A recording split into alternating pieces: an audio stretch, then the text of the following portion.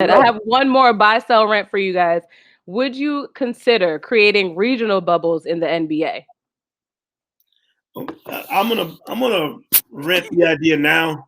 Okay. An option to buy later. All right. Because I think we're headed to back to a bubble at some point. Okay. If we can't get the numbers under control by, say, the start of the second half of the season, I think it only makes sense for the league to start contemplating another bubble for the playoffs. Not for seeding games, which put even more pressure and more teams in Orlando, but certainly for the playoffs only. We saw that you could get it done in the bubble. Like, you could do it, keep everybody safe, get a high level of basketball, and complete a season. I by no means am saying I'm looking forward to another stint in the bubble. But if you want to get it done, you know you can do it by locking down and keeping everybody safe in that bubble. So it makes sense to at least contemplate it. Right. It does make sense to contemplate it, but I'm gonna have to sell that, and here's why.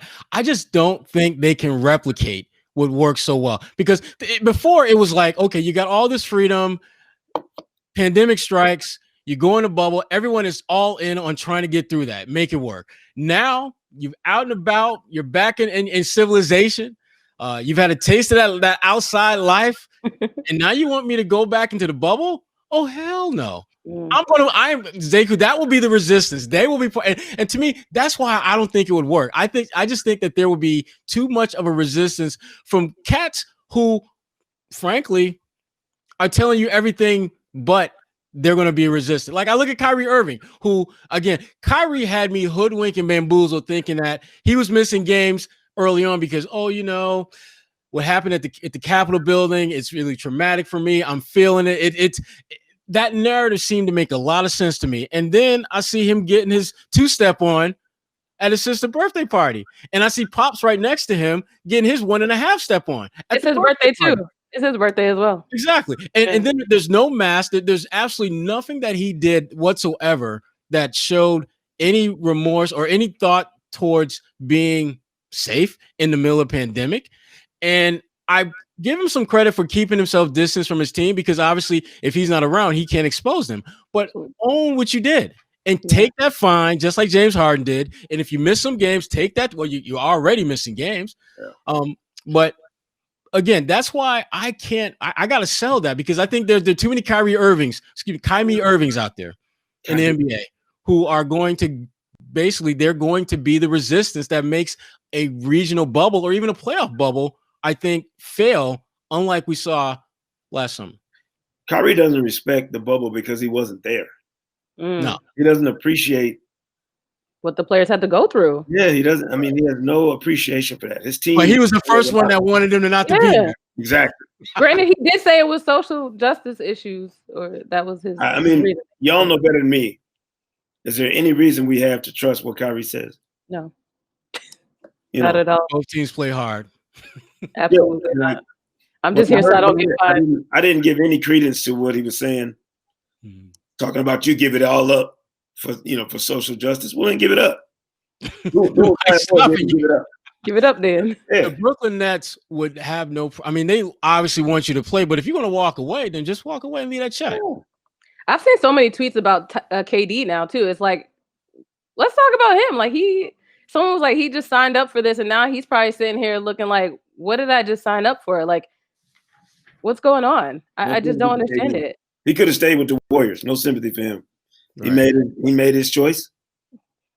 And now you got to live with the consequences. And anybody rolling with Kyrie knows there's a chance that he could go left. Right. Absolutely. But with that being said, though, I mean, obviously the NBA put down these new protocols that the players may or may not adhere to. So what do you say to fans now as a commissioner looking towards this season, potentially not having fans at all? That's a tough one, because you can look at the fans and look them in the eye and tell them you can go above and beyond anything that's going on in the real world. Right. The nation is on lockdown. I got friends in California don't even leave their house. Mm-hmm. The numbers are going up everywhere, I don't know that you should be expected to do any better than the rest of the country if you're Adam Silver. All you can do is put in some protocols and hope that they work. But beyond that, you're not a miracle worker. Yeah, and I think that has to be your message that, look, we're doing the best we can with what we got to work with. The alternative is shutting this all down, and we don't want to do that. We think you deserve better than that. We think our players deserve better than that, and we will be better than we are now. We're going to learn from this. We're going to get better. You hit them with all that good stuff that they want to hear and they need to hear, knowing in the back of your mind that some of these knucklehead players are going to just blow whatever I just said up because they selfish, because they want to have their cake, eat it too, and leave the damn recipe and the receipts before you walk out the door. Look, Kwani, I'll be real with it. You're at the mercy of the virus. If you haven't figured that out by now, whoever you are, you're out of your mind. We are at the mercy of the coronavirus pandemic. It's dictating everything. I would have been fine with them not completing the season last year in order to get one in this year.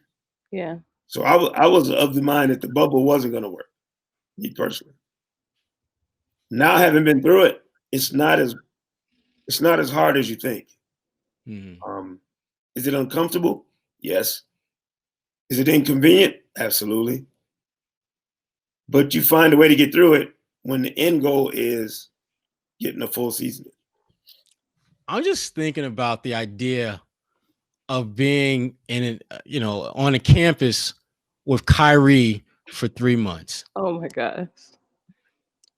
And there's literally, I'm just thinking about guys like Joe Harris on the Nets, who is a good player. I distinctly remember when Kyrie was talking about the cast that he was glad to be playing with in Brooklyn. Joe Harris was not one of them. And I distinctly remember the shade that Kyrie would throw, like when he was in Boston, at like Jason and Jalen. Yep. And I'm thinking, if you got to deal with that, and you can't even escape, you literally can't escape that because you're going to see that cat every single day. And not even just the Nets, the other players on other teams, they have to see each other every day as well. Every day. Honestly, it was for the better. There probably would have been more drama than expected. I think there might have been some. I think some folks might have came to blows. I mean, I spent my bubble time with Mark Spears, Gary Washburn, Chris Haynes, John Scott. I mean, our NABJ folks. You know what I'm saying? Like you could be stuck with worse people. Yeah. So you got to make the best of whatever is going on. And to me, what made it so remarkable was that you saw the teams who were really connected, and they were the ones who made it through. Like Denver. Yeah. Who knew Denver was that kind of team? Right. The bubble brought that out. Who knew Miami had that kind of that fire? No pun intended. The bubble brought it out. So my thing is, it's a measure of a team, like a true measure of what you are, if you can go through those adverse conditions and thrive. Maybe Kyrie is not the leader that he thinks he is. And maybe he's nervous that the bubble would expose that. Not that we don't already think that. Right. Right. We would have to own up to that. Yeah.